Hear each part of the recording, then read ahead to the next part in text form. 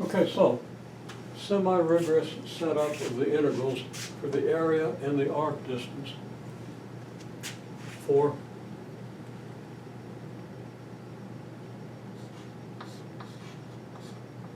the curve given by r of theta between theta sub s, which is like your theta start, your starting angle.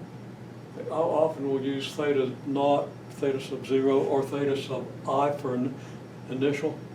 Okay, theta sub 0 for the starting, or theta sub I. But I'm going to use theta sub s because otherwise we're going to confuse notations. Okay, so we have this region. Okay, so well, here it is again. In order to do this, well, we know that the area of the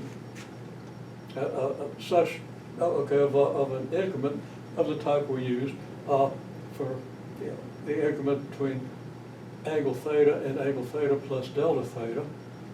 There's our picture. We're familiar with it now. And we've analyzed and found that the area is this and the arc distance is this. So what we think of doing is just dividing this region into a bunch of smaller regions on which this and this are good approximations to the area and the arc length. And we then take a typical region, okay? So, and we call it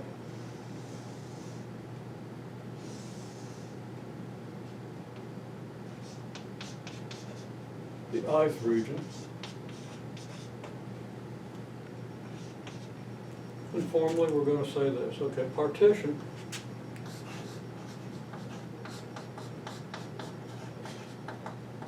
the interval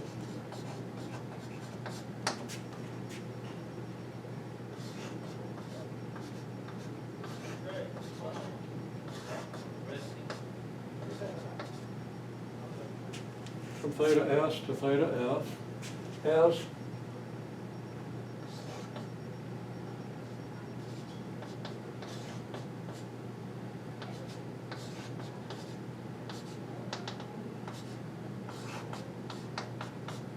okay, theta s is going to be theta 1. Actually, take it back from when I used theta naught there. Then it's going to be theta 2 and so forth, up to the typical interval, which is theta I minus 1, which is less than theta I, where I could be any number, up to the number of partitions. Okay? And that's less than so forth, less than theta sub n, where n is the number of partitions, the number of little triangles, if you wish. And theta n is your final value of theta. So theta s is your theta naught, theta sub n is this. It is theta sub f, okay, this angle. And then we just consider the ith interval.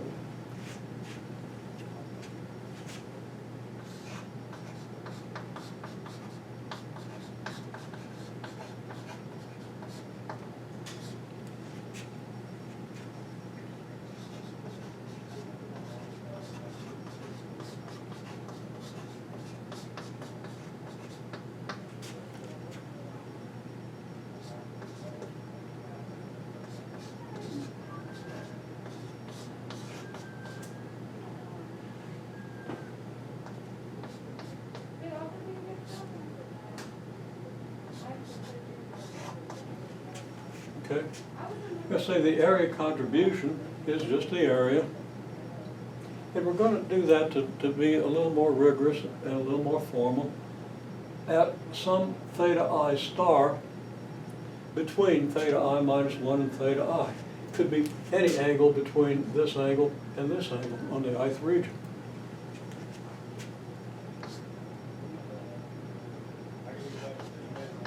And I didn't leave myself quite enough room.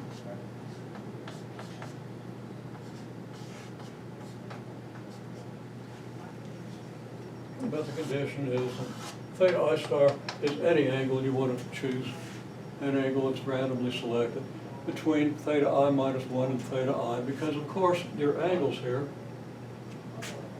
you know, this angle is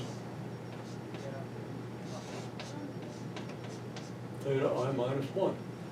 And I'm not going to try to label theta I, because it's going to be very close to that, and it's going to mess up the picture, but theta I is the angle here.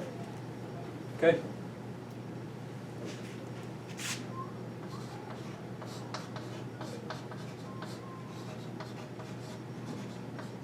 So total area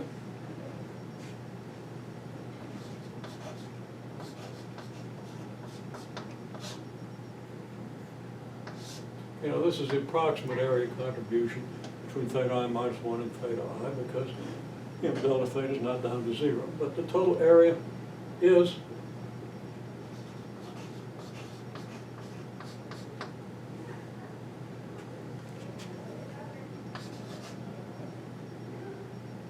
and I've left off some notation that I probably ought to include.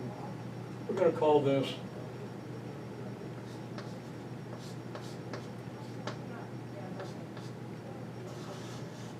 delta A sub I. This expression here is delta A sub I. It's a sum from I equals 1 to n of your delta A sub I, the area contributions from all the different regions corresponding to the partition.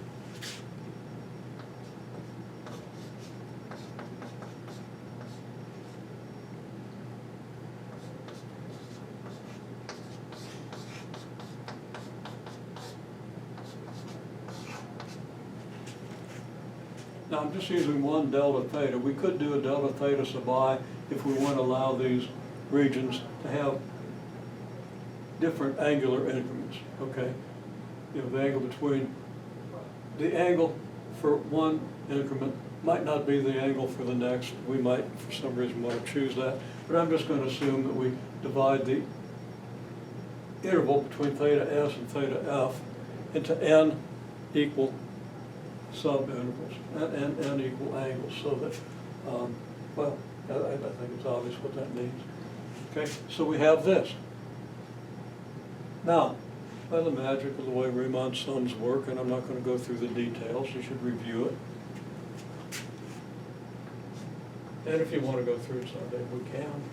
But this approaches the integral from theta S to theta F, because the sum goes from the interval including theta S up to the interval including theta F.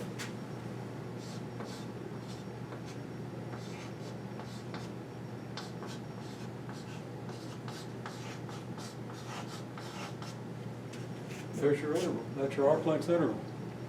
I'm sorry, that's your area interval. Similarly,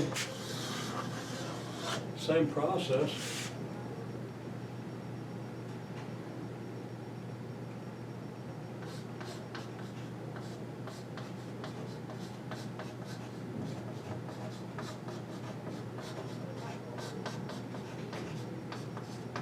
Arc length contribution is what?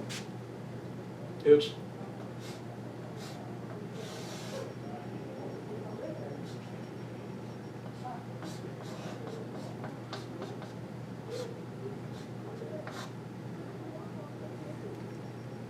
R prime at theta sub I star, because again we're still talking about the ith increment. So we calculate R prime. We can calculate R prime at theta sub I or theta sub I plus 1, but we choose to calculate it at a randomly chosen theta sub I, an arbitrarily chosen theta sub I star, between theta I minus 1 and theta I.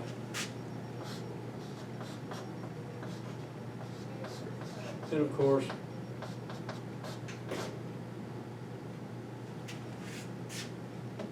we calculate R squared at that same theta sub I. Okay? And we'll call the arc length S, we'll call this delta S sub I, the contribution of the ith interval to the arc length.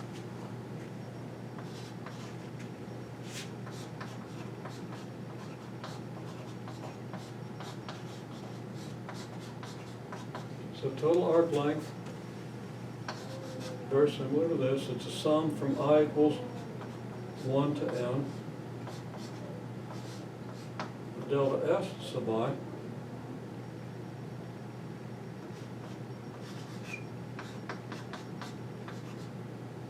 which is sum from I equals 1 to n, square root of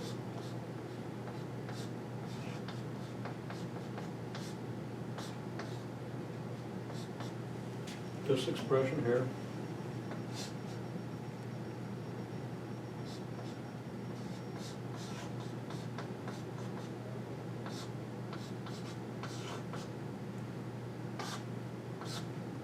And this approaches in the limit, and we could write limit as delta theta approaches 0. This approaches the integral from theta s to theta f of the square root of